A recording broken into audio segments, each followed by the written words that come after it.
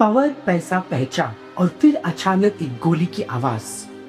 बेंगलुरु के land point town में एक ऐसा मौत हुई। सिर्फ एक बिजनेसमैन की मौत नहीं थी, ये मौत थी सिस्टम पे उठने वाले सवालों की।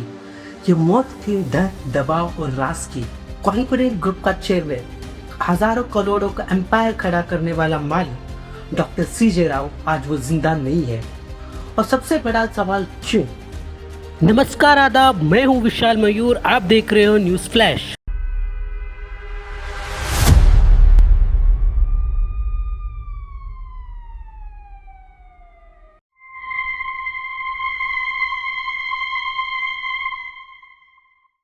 आज इस वीडियो में हम बात करेंगे एक ऐसे मिस्टीरियस सुसाइड की जहां आईटी राइड है, पॉलिटिक्स है, पावर है और वो सच जो शायद कोई छुपाना चाहता है। 30 जनवरी 2026 बेंगलुरु के Langford road income tax department की रेड चल रही थी। कॉन्फिडेंट ग्रुप का ऑफिस में आईटी ऑफिशियल पहले 3 दिन से डॉक्यूमेंट चेक कर रहे थे। एक कमरा पहले से सील हो चुका था। सीजे रॉय सुबह ऑफिस में नहीं थे। दोपहर करीब 3:15 में वो ऑफिस पहुंचे। शांत थे लेकिन घबराए हुए थे। आईटी ऑफिशियल्स ने लगभग उनसे 2 घंटों तक पूछताछ की। सवाल पूछे गए और जवाब लिया गया। रॉय ज्यादा बोला नहीं, जितना हो सके उतना जवाब देता रहा। फिर अचानक रॉय ने कहा, मुझे अपने माँ से बात करना है।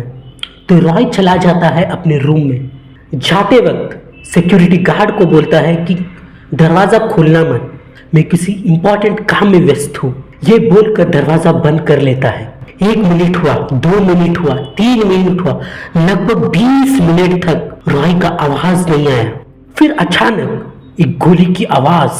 स्टाफ दरवाजा खटखटाते रहे पर रॉय का आवाज बिल्कुल निस्तब्ध था। कुछ देर बाद दरवाजा तोड़ा गया और अचानक रॉय खून में लथपथ चेयर में पड़ा हुआ था। रॉय ने अपनी बंदूक से गोली सीधे अपने दिल पर थाम कर गोली मार लिया था। जब सिक्योरिटी गार्ड और वहां के स्टाफ ने जब रॉय को पकड़ा तो शरीर पूरा ठंडा था। एम्बुलेंस को बुलाया गया तो एम्बुलेंस के साथ एक डॉक्टर भी मौजूद था। डॉक्टर ने कहा रॉय अब इस दुनिया में नहीं रहे। स्टाफ को यकीन नहीं हुआ, फिर भी उसे अस्पताल लेके गए। अस्पताल में डॉक्टर ने बताया, सॉरी आपने देर कर दी, रॉय इस दुनिया से चले गए। यहाँ एक बहुत सीरियस सवाल उठता है। आईटी रेड के दौरान आमतौर पर मोबाइल फोन्स और वेपन्स सीज किए जाते हैं, तो फिर 2 घंटे की क्वेश्चनिंग के बाद भी सीजे रॉय के पास लाइसेंस पिस्तौल कैसे था? क्या आईटी रेड ऑफिशियल्स को पता था कि रॉय लाइसेंस्ड गन होल्डर है? अगर पता था तो गन सीज क्यों नहीं किया? अगर नहीं पता था तो इतनी लापरवाही आईटी रेड के साथ आखिरकार हुई क्यों? रॉय का भाई का कहना है कि आईटी के प्रेशर के कारण मेरे भाई ने सुसाइड अटेम्प्ट की। अगर वाकई में आईटी का प्रेशर था या कुछ और, ये बात इसका तहकीकात अब हो रहा है। जिस चेंबर में ये घटना हुई वो पहले 3 महीनों से बंद था। और सबसे शॉकिंग बात ये है, ऑफिस का सीसीटीवी कैमरा काम ही कर नहीं रहा था। इसका मतलब इस मौत का कोई विजुअल प्रूफ तो नहीं है, सिर्फ कहानियां, सिर्फ स्टेटमेंट्स। पुलिस को एक 9 page handwritten suicide note मिलता है। नोट में रॉय ने अपने फैमिली से माफी मांगी, अपने फाइनल स्टेप का जिक्र किया, लेकिन ये नोट इमोशनल से ज्यादा स्ट्रक्चर्ड था। उसमें लिखा था कौन आगे जाकर बिजनेस संभालेगा, एम्प्लॉय को ना निकालने का, कई सारी चीजें डायरी में लिखे हुए थे। सवाल ये है, क्या ये सिर्फ एक सुसाइड नोट था या फिर एक कन्फेशन? दिसंबर 2025 में सीजे रॉय ने कर्नाटक हाईकोर्ट में आईटी रेड के खिलाफ पिटीशन डाली। उनका कहना था रेड गलत जुडिक्शन में हुई। एक ही वारंट ने मल्टीपल कंपनीज को टारगेट किया गया। नॉन लोकल विटनेस यूज हुए। कोर्ट में केस की सुनवाई हुई ही नहीं थी।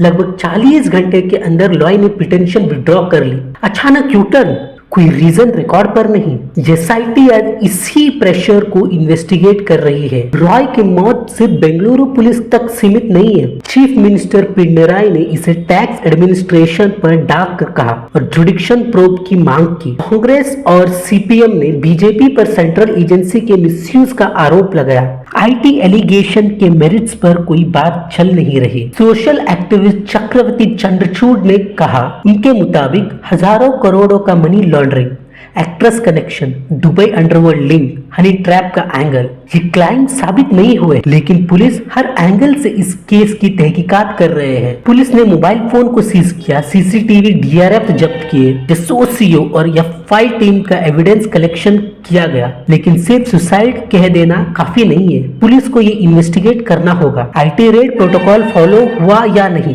मेंटल प्रेशर का लेवल क्या था, गन कैसे मिस हुआ, पिटिशन विथड्रॉ होने के पीछे क्या राज है। इन सभी सवालों का जवाब पुलिस को निकालना चाहिए। सीजी राव का मौत एक मैसेज छोड़कर गया कि आप चाहे कितने भी पावरफुल क्यों ना हो, अगर सिस्टम का प्रेशर हद से ज्यादा हो जाए तो इंसान टूट जाता है। अगर सच को वक्त पर नहीं देखा गया तो हर सुसाइड एक मर्डर ऑफ ट्रुथ बन जाता है। 13 दिन बाद उनका जन्मदिन था। कॉन्फिडेंट ग्रुप रिटायरमेंट अनाउंस कर चुका था। बैच तैयार थे, तो फिर करोड़ों रुपयों का मालिक अपनी जिंदगी खत्म करने का फैसला क्यों लिया? क्या सिर्फ ये सुसाइड है या फिर एक मजबूरी का अंत? सच सिर्फ एक है और वो अब किसी फाइल के पीछे, किसी नोट के पीछे या किसी रैक के पीछे छुपा हुआ है। सच सामने आएगा, लेकिन सवाल फिर अभी भी यही है, कब? आखिर कब रॉय को इंसाफ मिलेगा? आज ये इंसाफ पूरा देश चाहता है। जय हिंद, जय भारत।